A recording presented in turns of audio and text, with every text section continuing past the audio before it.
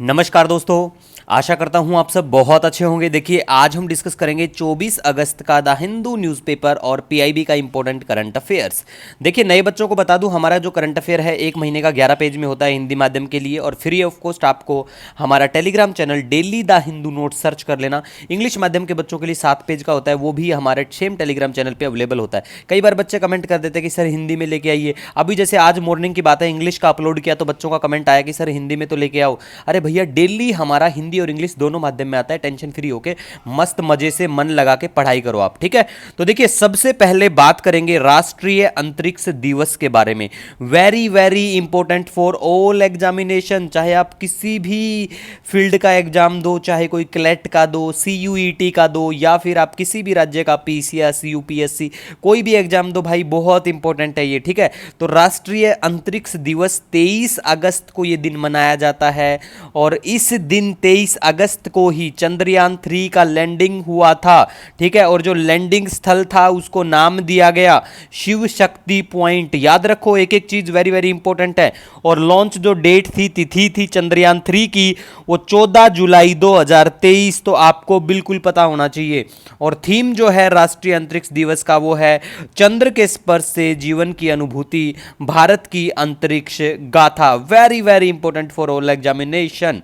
और देखो, प्यारे भारत का टारगेट है, एक एम भी है हमारा कि 2040 तक भारतीय अंतरिक्ष स्टेशन को चालू करना और भारतीय अंतरिक्ष यात्रियों को चंद्रमा पर उतारना। प्यारे भारत का बिल्कुल ये लक्ष्य है। नेक्स्ट अब हम बात करेंगे, ये भी वेरी वेरी इंपॉर्टेंट इंफॉर्मेशन है। देखो, भारत ने यूक्रेन को आपातकालीन चिकित्सा देखभाल के लिए 4 भीष्म क्यूब्स सहयोग, हित और मैत्री के लिए भारत स्वास्थ्य पहल, मतलब सबसे बड़ी बात है भीष्म का पता होना चाहिए कि भीष्म का मतलब क्या है। तो ये सहयोग, हित और मैत्री के लिए भारत स्वास्थ्य पहल है।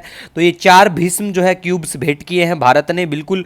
और भीष्म जो क्यूब है, भीष्म क्यूब में सभी प्रकार की चोटों और चिकित्सा स्थितियों के लिए प्राथमिक देखभाल के लिए दवाइयां और उपकरण शामिल है। तो भीष्म की फुल फॉर्म याद रखना, पूछे जाने की 100 नहीं 200% संभावना है, ठीक है। और भारत कौन से देश को देता है ये याद रखना, क्योंकि देखो यूक्रेन और भी इंपॉर्टेंट बन जाता है। मैप में पोलैंड की लोकेशन आपको दिखा दी थी, क्योंकि हमारे जो प्राइम मिनिस्टर साहब है उन्होंने पहले पोलैंड में विजिट किया, उसके बाद में यूक्रेन में। आज आपको यूक्रेन की लोकेशन दिखा देंगे। और यूक्रेन के ऊपर 2023 में यूपीएससी सिविल सर्विस प्रीलिम्स में क्वेश्चन भी पूछा था, तो वो भी आपके साथ डिस्कस करेंगे वीडियो के एंड में, ठीक है गाइज।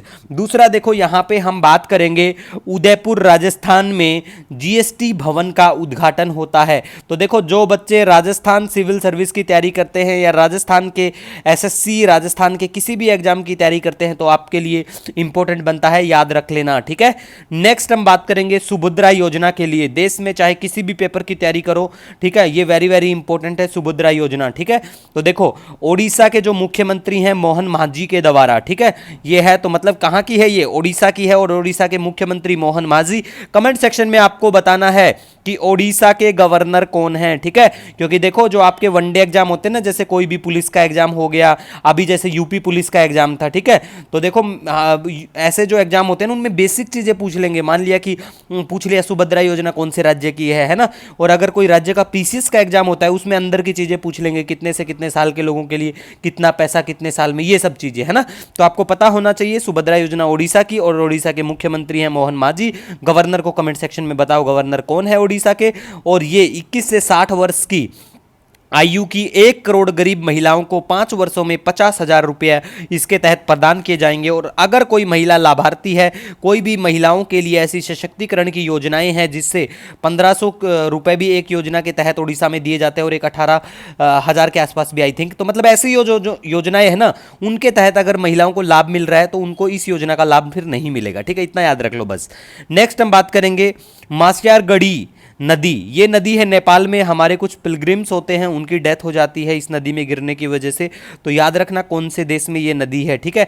अब कमेंट सेक्शन में बताना नेपाल को भारत के कौन कौन से राज्य जो हैं टच करते हैं, कौन कौन से भारत के राज्यों की सीमा नेपाल को छूती है, टच करती है, ठीक है। नेक्स्ट हम बात करेंगे अब धारावी के बारे में। देखो, धारावी जो है, धारावी मुंबई महाराष्ट्र में स्थित एशिया का सबसे बड़ी झुग्गी बस्ती ठीक है, तो याद रखो कहाँ पे है, कौन से राज्य में कहाँ है, आई थिंक सभी को पता भी होगा, धारावी काफी फेमस है।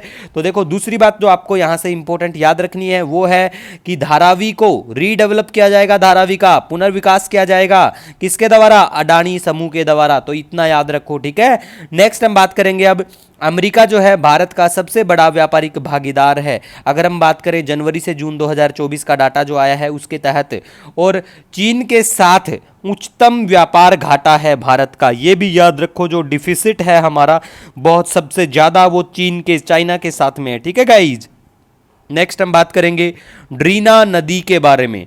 ड्रीना नदी बोस्निया हर्जेगोविना और सर्बिया के बीच सीमा का एक बड़ा हिस्सा बनाती है। सावा नदी की सबसे बड़ी लंबी सहायक नदी है ड्रीना नदी। ठीक है, आज चर्चा में आई द हिंदू में तो हमने बात की है कौन से क्या देश की बाउंड्री कहां पे क्या है, इतना बस पता होना चाहिए। ठीक है, नेक्स्ट अब हम बात करेंगे रशिया के बारे में, रूस के बारे में। तो रूस दुनिया का सबसे बड़ा हीरा उत्पादक देश है। दूसरे नंबर की बात करें डायमंड्स के बारे में तो वो बोत्सवाना है, ये भी याद रख लेना। और बोत्सवाना में सेकंड जो है लार्जेस्ट पाया जाता है एक डायमंड, तो कोई बात नहीं वो तो, लेकिन सबसे पहले आपको पता होना चाहिए कि वर्ल्ड का लार्जेस्ट, दुनिया का सबसे बड़ा जो हीरा उत्पादक देश कौन सा है, और एक है किम्बरली प्रक्रिया, किम्बरली सर्टिफिकेशन स्कीम। ठीक है, वो किस चीज से संबंधित है, वो डायमंड से ही संबंधित है, इतना याद रखो।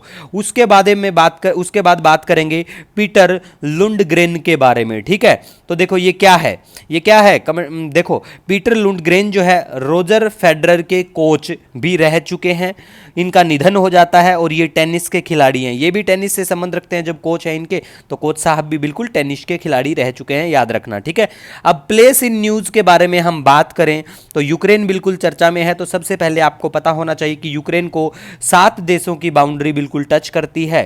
तो यहां पे यूक्रेन है बिल्कुल, यहां बेलारूस ऊपर दिखाई देगा, इधर पोलैंड है, हमारे प्राइम मिनिस्टर ने भी पोलैंड में विजिट किया, इनका राजधानी शहर वार्सा।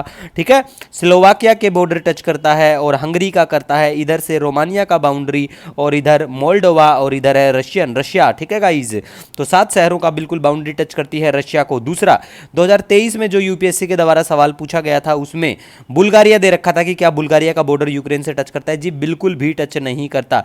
एक ये भी देश दे रखा था कि क्या इनका बॉर्डर टच करता है, तो इसका भी नहीं करता, देख लो बिल्कुल दूर है। ठीक है, इसी के साथ देखिए आपका सजेशन सुझाव हमारे लिए बहुत महत्व है, आप हमारे लिए बहुत महत्व रखते हैं, तो कमेंट सेक्शन में जरूर बताया करो आपका कोई भी सजेशन सुझाव हो। और आप हमें अगर ज्वाइन करना चाहते हैं तो आप हमें इंस्टाग्राम पे the Hindu PIB notes search करके भी ज्वाइन कर सकते हैं। ठीक है गाइज, वहाँ पे हमारी इंस्टा आईडी है the Hindu PIB notes 1 search कर लेना। ठीक है, मिलेंगे नए दिन के साथ, तब तक के लिए जय हिंद।